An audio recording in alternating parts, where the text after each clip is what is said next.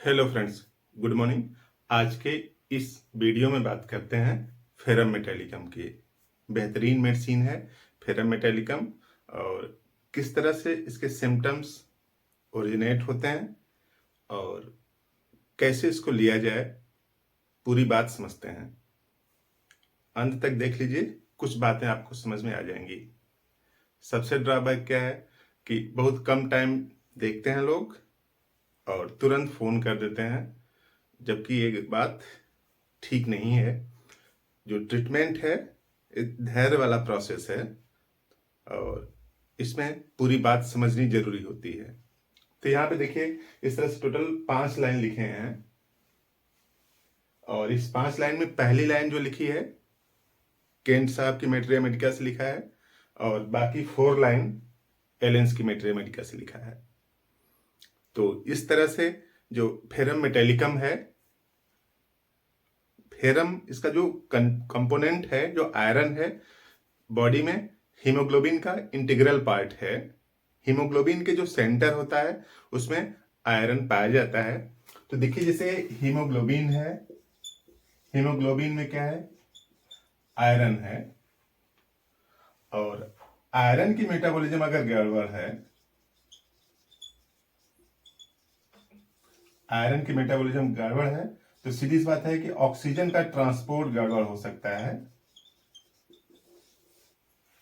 इसके अलावा भी जो आयरन है कई एंजाइम को सपोर्ट करता है। तो 1-2 लाइन बस समझ लीजिए कि अगर ऑक्सीजन का ट्रांसपोर्ट बॉडी में नहीं होगा तब पर्सन की इरिटेबिलिटी ज्यादा होगी। कोई भी पेशेंट या कोई भी आदमी इरिटेबल तब होता है जब उसके शरीर में एनर्जी कम होती है। एनर्जी कम हो तब इरिटेबल हो सकता है, या फिर उसकी जो इकोनॉमिक व्यवस्था है वो कमतर हो तब इरिटेबल हो जाता है।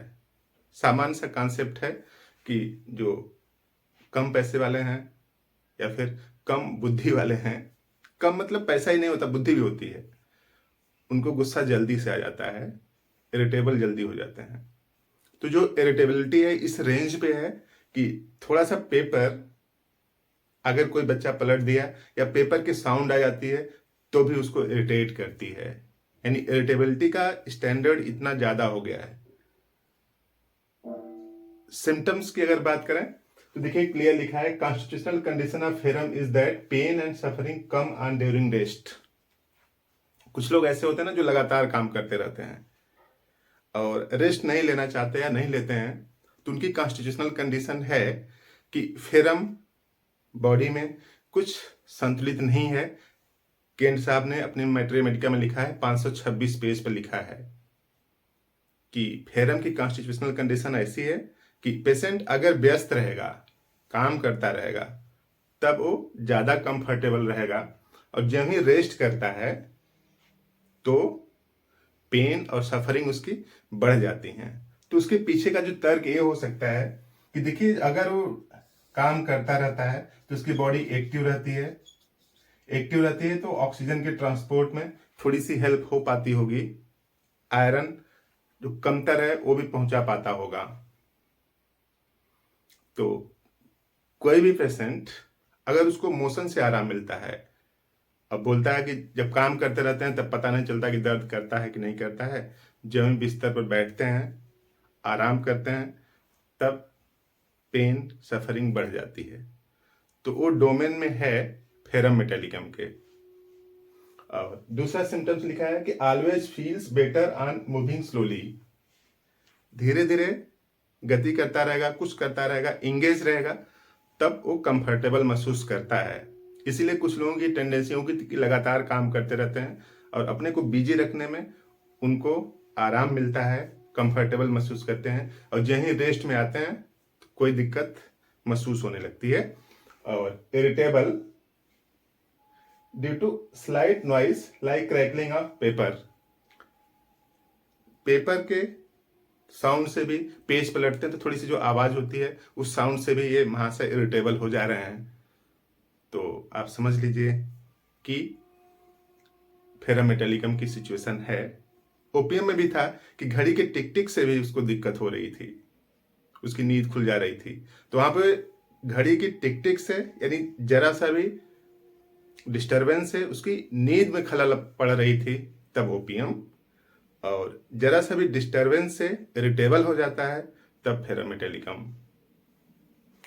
और वोमिटिंग इमीडिएटली आफ्टर मिडनाइट, रात को सोया रहता है, मिडनाइट यानी 12 बजे के बाद अचानक से उठता है और तुरंत वोमिटिंग हो जाती है। इवन दूर वॉशरूम जाने का टाइम ही नहीं मिल पाता, तो तुरंत वोमिटिंग हो जाती है। खास बात, वोमिटिंग हो गई उसके बाद उसके अंदर तुरंत थोड़ी देर बाद इच्छा आ जाती है कि फिर कुछ खाने की।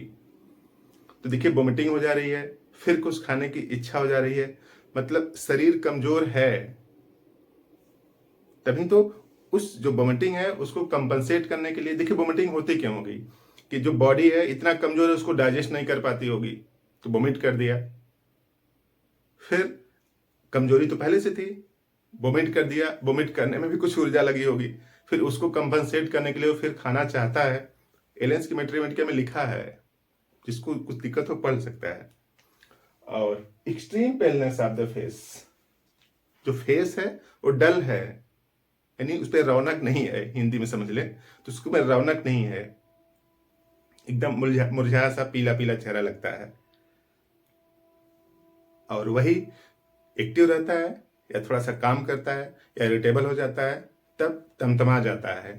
देखिए लिखा है कि extreme paleness on the face which become red flushed on least pain motion या फिर एक्सर्शन, जरा सा भी काम करना लगता है या फिर उसको किसी वजह से दर्द हो जाता है या फिर कोई काम कर रहा है मोशन में है, तब उसका फेस तमतमाया सा रहता है, यानी रेड ग्लो दिखता है, और अदरवाइज डल रहता है। और मेंसेस की बात करें फीमेल्स में, तो टू लॉन्ग टू प्रोफ्यूज, यानी ज्यादा मात्रा में आता है, ज्यादा टाइम तक रहता है। और सीधी सी बात है कि ऑलरेडी बॉडी पहले से कमजोर है, फ्लो होगा तो और कमजोरी आएगी, वीकनेस और आएगी। तो इस तरह से वीकनेस इसके डोमेन में है फेरामेटेलिकम के। और ध्यान ये रखना है कि जिनको भी सिफिलिस हो, सिफिलिस वाले पेशेंट को नहीं देना है इसको, अदरवाइज उसके सिम्टम्स बढ़ जाते हैं। कुछ लोग बोलते हैं ना कि जो होम्योपैथी है बढ़ा देती है बीमारियों को, ऐसा नहीं है। कुछ बीमारियों में, अब जैसे किसी को सिफिलिस है और किसी ने फेरामेटेलिकम उसको दे दिया, तब उसकी बीमारी बढ़ जाएगी। तो ऐसे कुछ केस में होता है। तो जिनको भी सिफिलिस है उनको फेरामेटेलिकम नहीं देनी है किसी भी तरीके से, अदरवाइज उनकी जो दिक्कतें हैं वो बढ़ेंगी। तो इस तरह से फेरामेटेलिकम के सिम्टम्स अगर आपसे मिलते हैं तो आप खुद लें, और आपके नियर बाय रिलेटिव में अगर कोई ऐसा हो तो आप उसको बताएं कि इस दवा से लाभ होगा। सिम्टम्स ऐसे बस होने चाहिए। होम्योपैथी का अल्टीमेट प्रिस्क्रिप्शन का रूल यही है कि पेशेंट के सिम्टम्स और मेडिसिन का सिम्टम्स जितना अच्छा मैच करेगा उतना अच्छा आराम आएगा। तो अब बात आती है कि इसको कैसे लिया जाए। अगर आपको सिम्टम्स ठीक मिल रहे हैं तो लेने के तरीके में थोड़ी गड़बड़ी होगी तो भी आराम आएगा, ये ध्यान रखना है। सबसे जरूरी क्या है, मेडिसिन को लेने का तरीका नहीं, सबसे जरूरी है कि इसके सिम्टम्स को, बीमारी के सिम्टम्स से मिलने की संभावना, जितना अच्छा मिलेगा उतने ठीक से आराम आ जाएगा। तो यहाँ पे फेरामेटेलिकम आप ले लीजिए, फेरामेट 60 में इसको फेरामेट लेते हैं, 30 पावर की लें, इसकी 4 बूंद सुबह एक टाइम लें 15 दिनों तक।